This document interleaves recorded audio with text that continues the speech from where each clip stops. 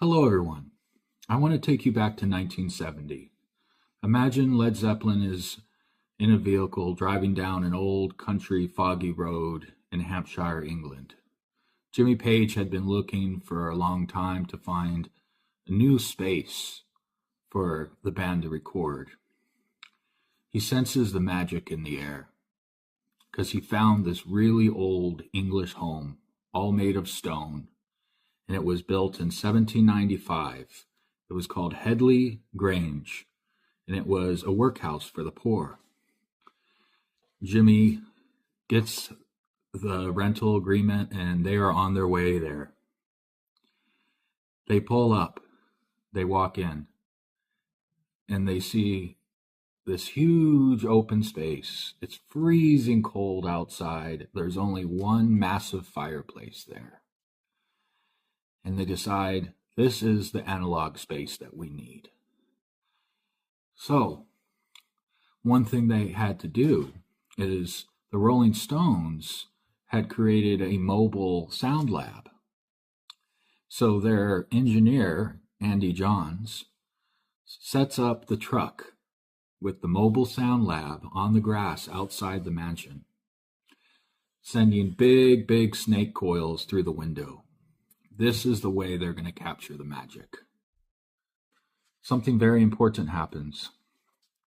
Jimmy Page and Robert Plant are sitting by the fireplace one night, trying to stay warm. Jimmy Page has his acoustic guitar, and he starts playing the very first melody notes of Stairway to Heaven. Robert's sitting there, he pulls out his notepad, and the lyrics just start coming to Robert. And right there, Stairway to Heaven is being born for the first time. Jimmy Page realizes that this is the place that they have come to do their best work. The next morning, Jimmy Page and Robert Plant are still mesmerized by Stairway to Heaven coming into existence and manifesting itself in front of that fireplace. Then suddenly a delivery truck pulls up. It's got a new drum kit, a Ludwig acrylic drums, and they bring it into the main hall entrance, and they set it up so John Bottom could get on and just test out this new drum set. Then suddenly, he starts hitting those drums. And suddenly, Andy Johns has a revelation. He hears the drum sound thundering like a cannon up that stairway, up the 3 stories of this mansion. He can't believe the sound he's hearing. He goes and gets Jimmy. He's like, Jimmy, you're not going to believe this. Come and listen to this. So what they decide to do is, because when the levee breaks, they weren't really happy with how the drums were sounding. So they decide to set up the drum kit right at the base of this huge stairway going up 3 stories. And Andy John goes all the way up to the 3rd story, and he decides to hang 2 mics about 30 feet above the drum kit. And these were Bear Dynamic M160 ribbon mics.